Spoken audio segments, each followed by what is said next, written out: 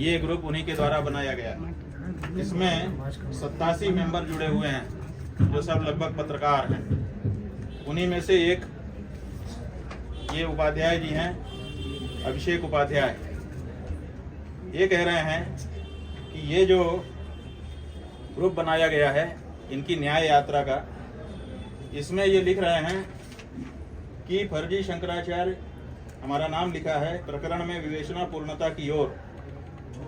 इसका मतलब है कि जो विवेचना चल रही है उसका समाचार इनकी तरफ से जारी हो रहा है। इसका मतलब कि जैसे पुलिस के प्रवक्ता हों, ये पुलिस जो जांच कर रही है उसके प्रवक्ता के रूप में ये बता रहे हैं कि क्या हो रहा है प्रकरण में विवेचना पूर्णता की ओर। विवेचना पूर्णता की ओर का मतलब विवेचना कहाँ जा रही है उसका समाचार आप सबको बता रहे हैं। फिर देखिए प्रयागराज दिनांक ये सब लिखा है। अब इसमें खास जो बात है वो ये है कि फर्जी शंकराचार्य के रूप में चर्चित अभिमुक्तेश्वरानंद से संबंधित प्रकरण में विगत 3 दिनों से विवेचना टीम द्वारा गहन जांच की कार्यवाही की जा रही थी। 3 दिन से चल रही थी जांच, ये भी ये बता रहे हैं। इस दौरान प्रकरण में पर्याप्त साक्ष्य संकलित कर विवेचना को महत्वपूर्ण चरण तक पूर्ण कर लिया गया है। ये भी बताया इन्होंने कि कहां तक वो पहुंच गई विवेचना। इसी कारण हम विगत कुछ दिनों से मीडिया से दूरी बनाए हुए थे, लगे हुए थे विवेचना कराने में, इसीलिए थोड़ा आप लोगों से चर्चा नहीं कर पाए थे, क्योंकि हमारी प्राथमिकता निष्पक्ष एवं ठोस साक्ष्यों के साथ जांच टीम को सहयोग देना था। जांच टीम को सहयोग कर रहे थे निष्पक्ष, ये स्वयं निष्पक्ष हैं और इसीलिए निष्पक्ष सहयोग जांच टीम को दे रहे थे। हमने स्वयं विवेचना टीम के साथ रहकर, गौर करिए, हमने स्वयं विवेचना टीम के साथ रहकर तथ्यात्मक एवं तकनीकी साक्ष्यों, डिजिटल रिकॉर्ड, कॉल डिटेल, दस्तावेजीय प्रमाण आदि के संकलन में सक्रिय सहयोग किया। इन्होंने स्वयं विवेचना टीम के साथ 3 दिन रहकर सब काम किया है। ये जांच है। संकलन में सहयोग किया। अब जब जांच पर्याप्त साक्ष्य के स्तर तक पहुंच चुकी है, हम आज रात्रि से प्रयागराज में उपस्थित रहेंगे। दिनांक 25 फरवरी 2026 को मीडिया के साथ पूर्ण सहयोग किया जाएगा, जो कि आज उन्होंने प्रेस कॉन्फ्रेंस करके किया। कल इस प्रकरण से संबंधित महत्वपूर्ण तथ्यों का खुलासा किया जाएगा। ये बीती कल में उन्होंने लिखा था, आज के लिए हम पुनः स्पष्ट करना चाहते हैं, यह संपूर्ण कार्यवाही न्याय और सत्य की स्थापना के उद्देश्य से की जा रही है। जांच टीम के साथ शिकायतकर्ता पूरा सहयोग साथ में रह करके कर रहे हैं और न्याय की स्थापना के लिए कर रहे हैं। किसी भी निर्दोष व्यक्ति को आघात पहुंचाना हमारा उद्देश्य नहीं है, बल्कि विधि सम्मत कार्यवाही के माध्यम से सत्य को सामने लाना ही हमारा लक्ष्य है। आशुतोष ब्रह्मचारी महाराज। तो देखिए, आप लोगों के सामने ये स्पष्ट है कि प्रकरण की जो जांच की जा रही है, 3 दिन सब काम छोड़ करके जो शिकायत करता है हिस्ट्री शीटर, वो पुलिस के साथ विद्यमान है। हर जांच में वो स्वयं मौजूद हैं। ऐसी कौन सी जांच होती है जिसमें शिकायतकर्ता को साथ रख करके जांच किया जाता है और वो इसको बाकायदा घोषित भी कर रहे हैं। ये उनका पोस्ट है, पोस्ट के नीचे ये उनके स्क्रीनशॉट उन्होंने लगाए हैं, जिनको बड़ा करके आपको दिखा दिया है। बंधुओं, इतना ही नहीं, उन्होंने कहा, आप लोगों ने सवेरे हमसे पूछा कि वो कह रहे हैं कि जो चित्र हमारा डॉक्टर अजय पाल शर्मा जी के साथ दिखाया गया है वो बनाया गया बनावटी AI का चित्र है। ये देखिए, ये उन्हीं का अकाउंट है, आशुतोष ब्रह्मचारी महाराज, और ये ब्लू टिक है, उसी में ये उनका चित्र पड़ा हुआ है। ये दूसरा देख लीजिए, और नीचे लिखा है जन्मदिन की हार्दिक बधाई। वही गेंदे की माला है और वही साथी लोग हैं साथ में जो उस फोटो में खड़े हैं, वही इस फोटो में, वो फोटो भी दिखा दो। और ये उन्हीं के द्वारा जारी है, वो चित्र भी उन्हीं के द्वारा जारी था।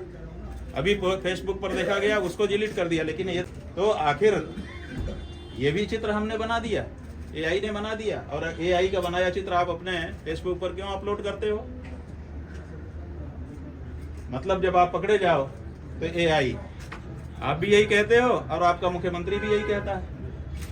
वो भी जब पकड़ा जाता है अहिल्याबाई की मूर्ति के प्रकरण में कहते हैं कि एआई, तो ये भी आप लोगों ने देख लिया। इतना ही नहीं, अलग से ये पोस्ट भी उन्हीं के अकाउंट पर, ये देखिए आशुतोष ब्रह्मचारी महाराज पड़ी हुई है। इसमें क्या लिखा हुआ है? राष्ट्रीय ब्राह्मण योजना सभा, उत्तर प्रदेश के सबसे बड़े ईमानदार, एनकाउंटर विशेषज्ञ, ये सब लिख करके और उनके बारे में हार्दिक बधाई कही गई है उसी दिन। ये भी आपने ही अपने फेसबुक पर अपलोड किया है, हमने थोड़े किया है।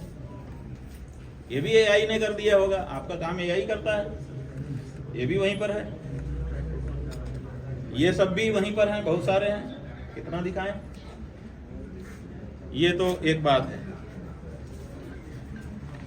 हम चाहेंगे कि आप लोग, उन्होंने प्रेस कॉन्फ्रेंस में अगर कोई सवाल उठाया हो तो वो भी पूछ सकें, लेकिन उससे पहले हम बताना चाहते हैं कि हमारे अधिवक्ताओं ने हमको सूचित किया है कि पुख्ता सबूत इस बात के उनके पास इकट्ठा हो गए हैं, ये दोनों बच्चे उन्हीं के साथ लंबे समय से रह रहे हैं, वो कभी भी हमारे साथ नहीं रहे। और बहुत सारे एविडेंस इस बात के उनके पास संकलित हो गए हैं कि ये बच्चे उन्हीं के पास लंबे समय से रह रहे थे और उनके शागिर्द के रूप में काम कर रहे थे। इसलिए वो सारे के सारे, चूंकि न्यायालय में मामला लंबित है और कहा जा रहा है कि एक बच्चा माइनर है, इसलिए वो सब फोटो भी हमारे पास आ गए हैं, वो सारे कागजी प्रमाण भी आ गए हैं, वीडियो भी हमारे पास आ गए हैं, वो सारे संकलित हो गए हैं। इनका विवरण कागज में उन्होंने लिख दिया है, लेकिन हम माइनर होने के कारण ना तो वीडियो आपको दिखा सकते हैं अभी, ना फोटो दिखा सकते हैं, ना तो उसका विवरण बता सकते हैं। क्यों? क्योंकि वो मुकदमे में काम आने वाला है। लेकिन सारे तथ्य सबूतों के साथ संकलित हो गए हैं कि वो दोनों लड़के उन्हीं के पास लंबे समय से रह रहे हैं और स्वतंत्रता पूर्वक दूसरे दूसरे जगहों पे कार्यक्रमों में जा रहे हैं, पूजा पाठ करा रहे हैं, कर्मकांड करा रहे हैं। अपना जो आजकल कौन सा कोड आता है, कोई कोड आता है जिसमें पैसा कोड में स्कैन करके आप डाल सकते हैं, क्यूआर कोड जारी करके लोगों से दान दक्षिणा भी ले रहे हैं, स्वतंत्रता पूर्वक विचरण कर रहे हैं, जैसा कि उन्होंने कहा था कि इनको बंधक बना करके रखा गया था। ये सब चीजों के खंडन के सारे प्रमाण इकट्ठे हो गए हैं। तो जब हमारे पास वो बच्चे कभी आए ही नहीं और आपके पास निरंतर विद्यमान हैं, तो फिर हमारे ऊपर ये आरोप जो आप लगा रहे हैं वो पूरी तरह से झूठा निकल जा रहा है। न्यायालय में ये सारे प्रमाण हम लोग रखने वाले हैं। अब आप लोग जो चाहें वो पूछ लें। गुरुजी महाराज, ये सवाल ये है, कांग्रेस की सत्ता थी तब भी आप जो श्वेत समुद्रम मामले में आपने सवाल उठाया था, सपा के मामले में भी आपने सवाल देखिए, जब बसपा की सरकार थी, अंतर क्या है तीनों सरकारों में? जब बसपा की सरकार थी तब हमने आंदोलन किया था, क्योंकि रानी भवानी मंदिर तोड़ा जा रहा था। हमने आंदोलन किया, चितरंजन पार्क पर हम धरने पर बैठे, सवेरे 9 बजे धरने पर हम बैठे, 12 बजे 1 बजे तक सरकार आ गई। सरकार ने आकर के कहा कि नहीं नहीं आप उठिए, चलिए क्या गड़बड़ी हो रही है हमको बताइए। हमने कहा मूर्तियां तोड़ी जा रही हैं, मलबे में फेंकी हुई हैं। हमारे साथ सारे अधिकारी गए, हमने एक एक मूर्ति बताई मलबे में, सबको निकाला उन्होंने हमारे सामने, उन्होंने धोया पोछा, चबूतरे पे रख करके माला फूल पहना के आरती उतार दी। कहा महाराज जी हम करेंगे, तुरंत उन्होंने एक्शन लिया। उसके बाद सपा की सरकार आई। सपा की सरकार में समय में आपने देखा कि गणेश जी का रथ बीच रास्ते रोक दिया गया था, सारा बनारस वहां पर इकट्ठा हुआ। हम भी उसमें गए कि भाई 2 दिन से भगवान सड़क पर खड़े हैं, हम कैसे छत के नीचे रहें। उसके बाद हमारे ऊपर नहीं, सब जनता के ऊपर बरसाई, जनता भाग गई।